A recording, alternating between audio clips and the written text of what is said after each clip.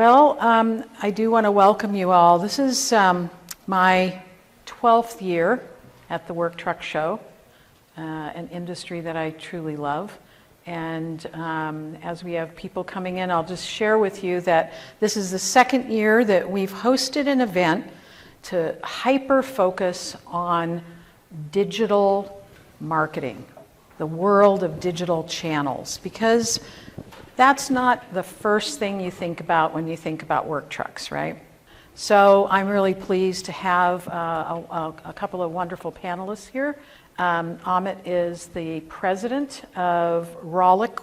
I think, what I'll do is when you start talking, I'll let you each just give a couple of minutes about what you do. And Jon, of course, is the senior vice president of business development at SpinCar. And they're both very interesting. And, honestly, there's no people in the work truck space that have done the kinds of things that we're going to talk about today. So today we're going to specifically focus on how important brand is and how brand fits into that customer life cycle. When I talk to my fellow panelists, they ask me, who's our target audience?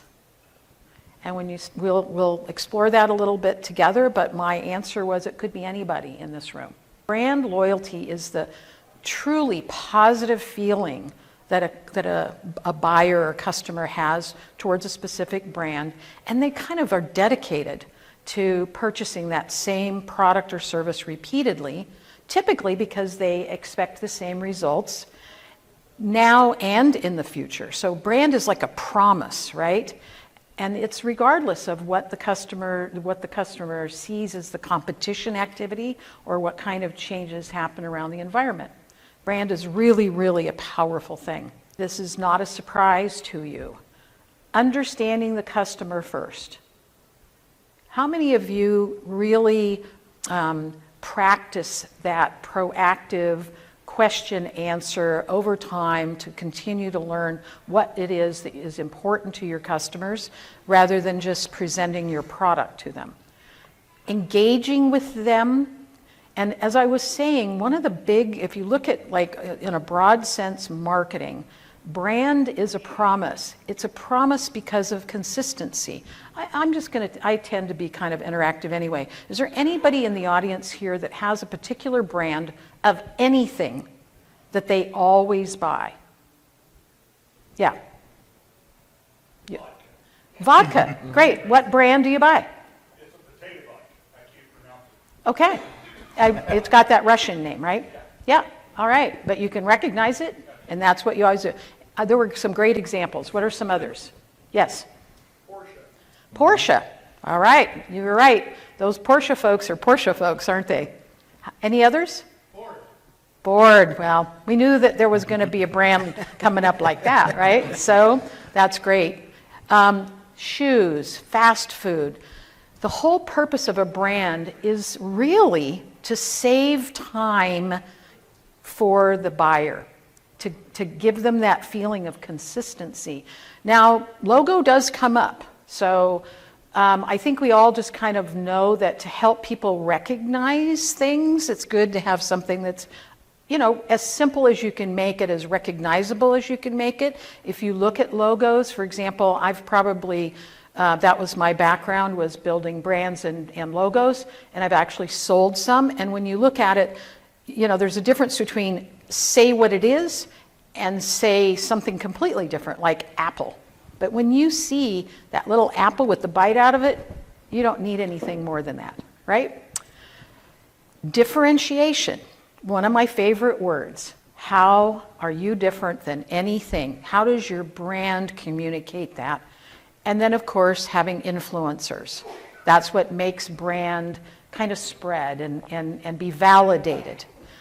I thought this was a really interesting report that was produced by a marketing group called Yotpo. They did a fairly large survey, and that today, even with endless options, 90% of people still report being brand loyal, just in a broad sense, right? And quality is the number one item, the number one part of being brand loyal that they look at, and that consistency. This is the customer journey, the life cycle, right? The blue are the pre-purchase, the red is the purchase, and the green is the post-purchase. When I first started teaching in about 2007, the sales cycle that, had 5 parts to it, it didn't have post-purchase on that list as part of the sales cycle. Since then, in the last 10 years, people have recognized and acknowledged how critical it is to manage that post-purchase feeling. If you just take a look at this, this is the danger of having no brand loyalty, right? Starting off, dealers are going to sell whatever they want to sell, right? If it's a different brand than a customer comes in for, and a lot of times a buyer will have more than one brand in mind because you haven't made them brand loyal. And then that great number, 94 almost % of people buy what they intended to buy, but only 2/3 of them actually purchase the original brand that they were thinking of buying. There's a lot of opportunity and a lot of real problem there if you've not created that brand loyalty.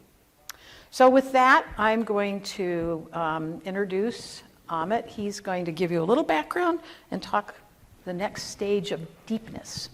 Great. Thank you, Kathryn. I'm going to stand up as well. My name is Amit. I thank you for inviting me.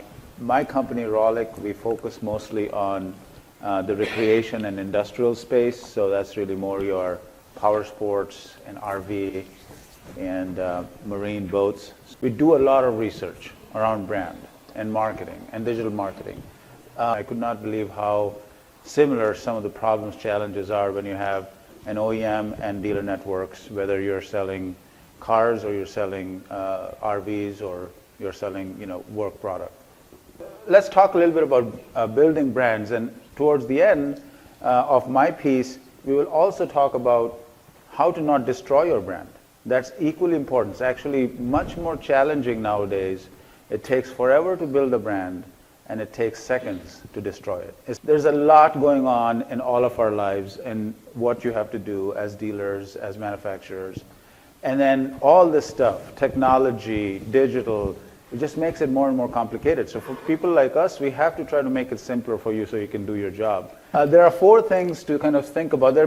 Content, and we'll discuss why content is important, right? So when we think about brand building, before we talk about the channels of distribution of that content, we have to think about content. The other thing is your website. That's your new showroom, as you very well know. However, most people don't really pay as much attention as they should to that whole situation. It is a living, breathing kind of thing. It's not just where you put your inventory. It's not just brochureware. It's the way people think and interact with you, right, before they're interested in calling you. Lead gen is the other piece. The other piece that we talk about lead gen is whether or not you want it, your consumers shop in a different way, right? You might say, look, cars are sold on the retail side this way, but on the work truck side, it's kind of sold in a way that I know how to do it. The reality is they're the same people who are buying from Amazon. They're the same people who are looking at their phone all the time. They have last-minute needs. And how do you really react to their needs also helps kind of build or break that brand. And by the way, brand is not just an OEM. You have brand at every level possible, right? The gentleman from Reichert. Reichert is the brand in the area they are in, right? You have your personal brand. A lot of people buy from you because they like you. They are not going to buy from you if they don't like you. You have your personal brand. And then marketing automation. So, we talk a lot about CRM. That's one-to-one.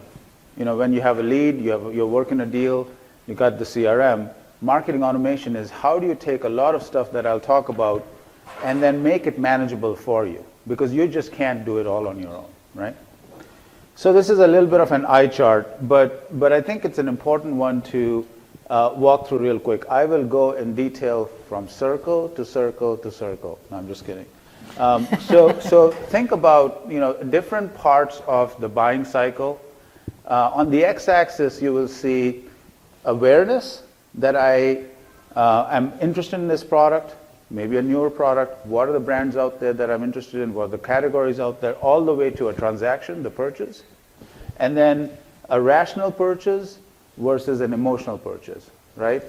I would assume in most of your cases, it's more of a rational purchase, but you will tell me more if you have buyers that also get purchase emotionally, maybe upselling, whatever it is. But essentially, the bottom line here is that you have different types of content that you have to create or find and then distribute at different parts of the cycle. And what really hits home, whether it's a rational or an emotional purchase, right? And then to the right, really all the various channels that you can continue to reuse that same content. So often when we think about, let's get a mailer out there, let's get an email out there, let's get an ad out there, what we don't necessarily take a step back is to say, let me have a content marketing strategy that is all consistent with helping build my brand. What is it that I constantly and always want to make sure that my, whether it is consciously or subconsciously, my customers will relate to. And then when I build and invest in this, what are the channels that I want to distribute it through?